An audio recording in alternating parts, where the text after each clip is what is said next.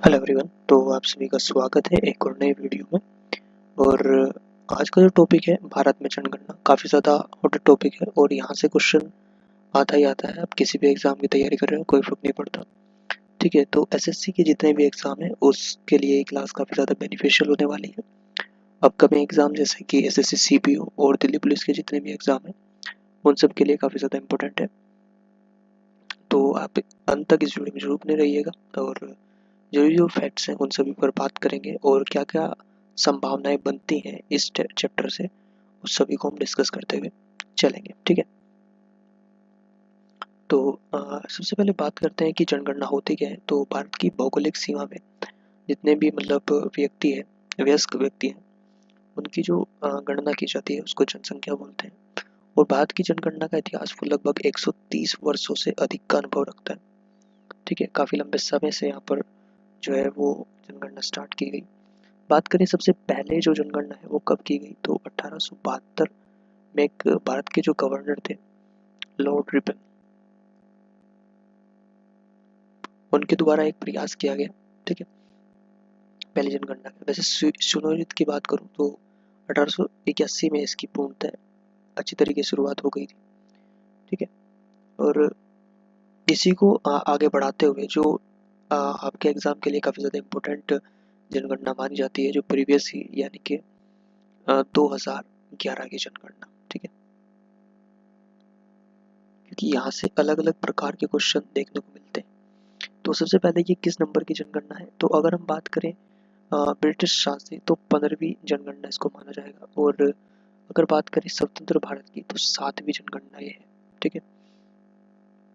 और इससे संबंधित कुछ फैक्ट्स हैं कि किस तरीके से मतलब जो 2011 की जनगणना है उसमें क्या क्या मानदंड थे या मतलब जो कि पैरामीटर्स थे जिनके आधार पर जनगणना की गई, तो उसके अंतर्गत क्या क्या रखा गया। तो कुछ चीज़ें हैं जैसे कि जनसंख्या में वृद्धि दर, ठीक है, एक एक नोट करेंगे। वृद्धि दर पूछा जा सकता है एग्जाम में, इम्पोर्टेंट तो है ही पूरा टॉपिक ही। और साक्षरता, साक्षरता दर भी चेक की जाएगी, साक्षरता। फिर बात आती है कि जनसंख्या घनत्व, डेंसिटी। फिर बात की गई कि लिंग अनुपात क्या है, what is the sex ratio.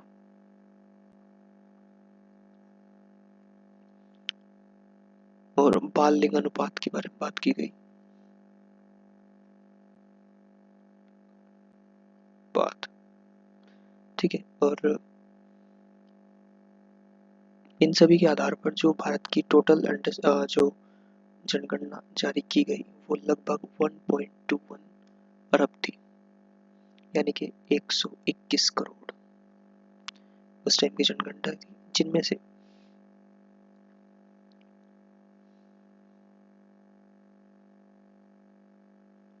62 crore के लगभग तो पुरुष थे और 58 करोड़ के आसपास महिलाएं थी, फीमेल्स थी। और ये मेल्स की जनसंख्या है, ठीक है।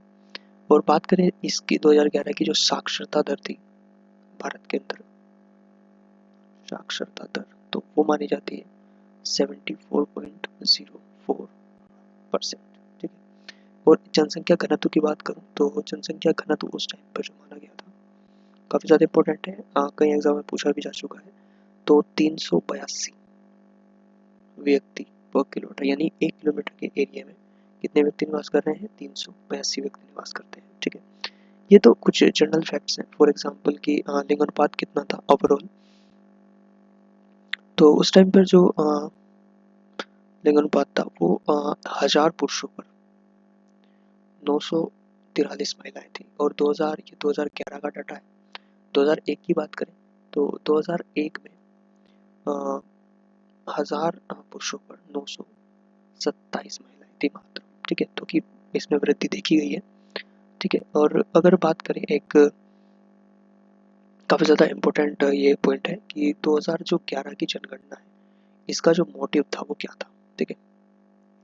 काफ़ी ज़्यादा एग्जाम पूछा गया है, पिछली बार के एनटीपीसी और एसएससी सीजीएल में क्वेश्चन दोहरा गया था। तो हमारा जो मोटिव था इस जनगणना को लेकर वो था हमारी जनगणना, लिखेंगे पूरा लिखेंगे, हमारी जनगणना हमारा भविष्य,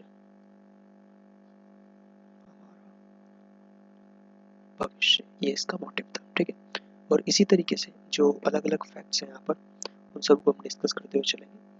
तो आइए कुछ जो अदर फैक्ट्स हैं उनको देख लेते हैं इससे संबंधित।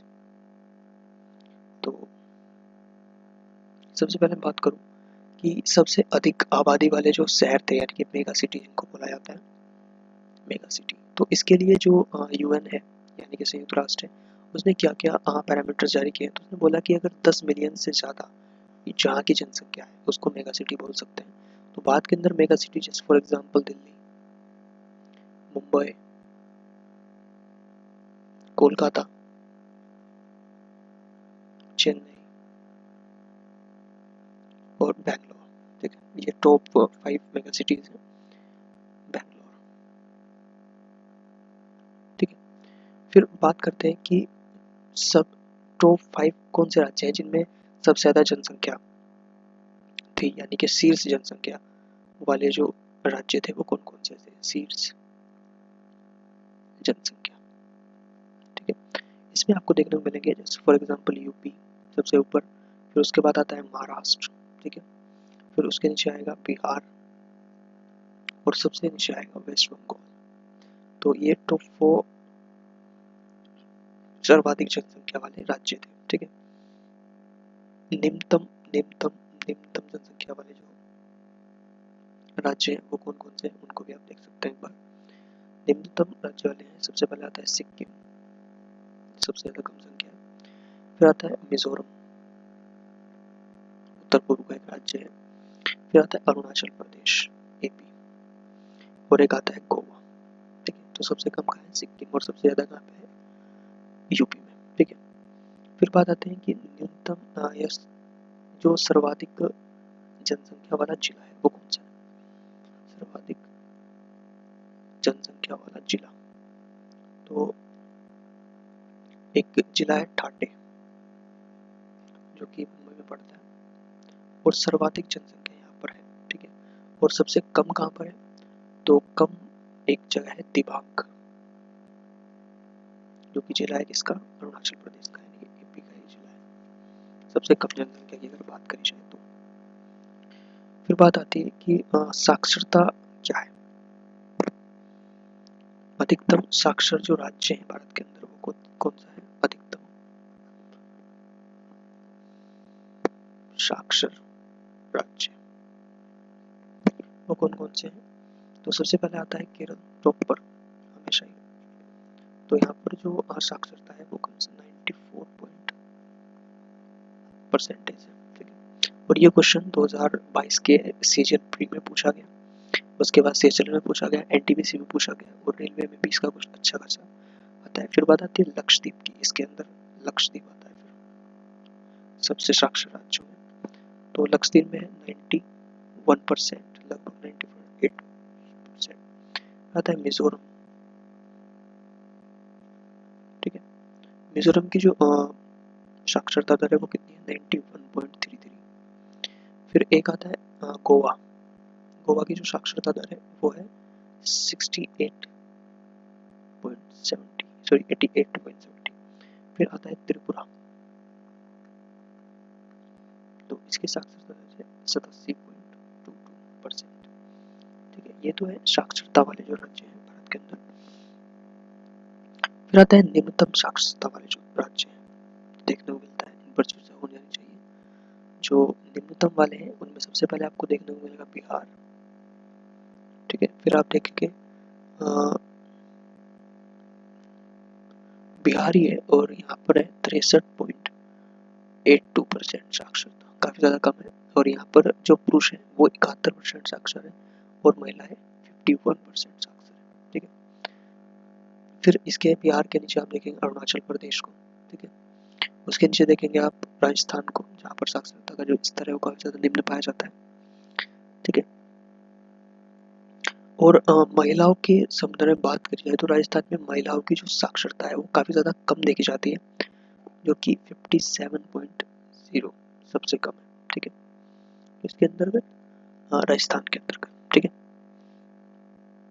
और इससे संबंधित जो अदर फैक्ट्स हैं वो भी बात करते हैं कि लिंग अनुपात की अगर बात करें तो उच्चतम जो हाईएस्ट एक्चुअली इंग्लिश में लिखता हूँ, हाईएस्ट सेक्स रेशियो जो स्टेट है वो कौन सा है? तो उसके क्रम में आपको देखने को मिलेगा केरला, ठीक है, जहाँ पर 1000 पुरुषों पर 1058 महिलाएं देखने को आपको मिलेगी, ठीक है। फिर आता है कि लोएस्ट कहाँ पर है, तो लोएस्ट मिलेगी आपको देखने को हरियाणा के अंतर्गत, काफ़ी ज़्यादा निम्न स्थिति वहाँ पर पाई जाती है महिलाओं के तौर पर। तो हरियाणा में 1000 पुरुषों पर 861 महिलाएं हैं, ठीक है। और बात करें कि अगर हाईएस्ट की बात कर रहे हैं तो केंद्र शासित राज्य है, अगर केंद्र शासित की बात करें जाए, केंद्र शासित प्रदेश, तो उसमें आपको देखने को मिलेगा पौंडीचेरी जो कि हाईएस्ट है, पौंडीचेरी। और यहाँ पर है 1001 महिलाएं 1000 पुरुषों पर, ठीक है। फिर बात करें कि लोएस्ट कहाँ पर है, तो वहाँ पर है दमनदीप जो कि केंद्र शासित प्रदेश है।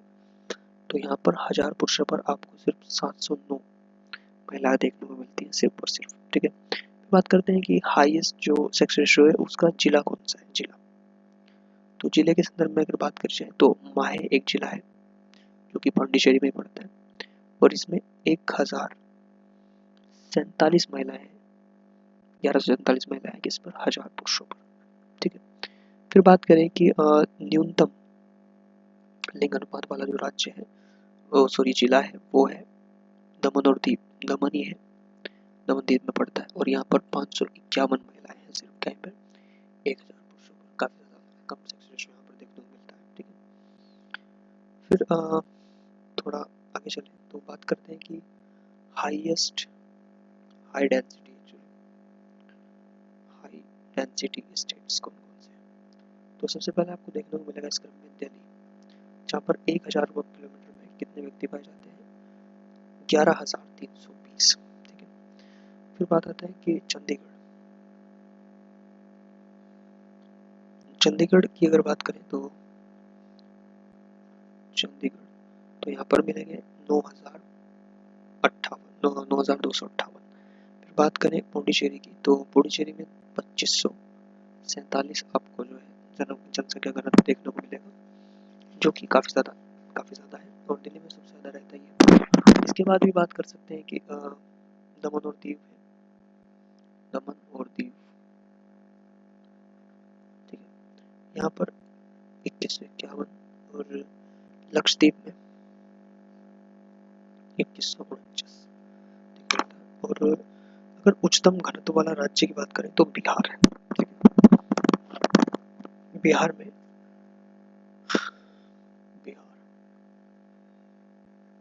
बिहार में 1102 प्रति वर्ग किलोमीटर व्यक्ति रहते हैं, यानी कि 1 किलोमीटर का अगर स्क्वायर है तो वहाँ पर 1102 व्यक्ति आपको देखने को मिल जाएंगे।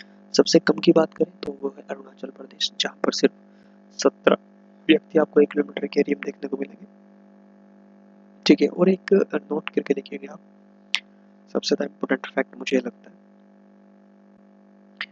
कि जो 100% बैंकिंग, डिजिटल बैंकिंग वाला जो राज्य है वो केरला है, ठीक है। ये क्वेश्चन काफ़ी ज़्यादा इम्पोर्टेंट है और PYQs में काफ़ी ज़्यादा फेमस है और पूछा गया है काफ़ी बार, ठीक है। फिर बात करते हैं कि भारत में कुल जो ग्रामीण जनसंख्या है वो कितनी है।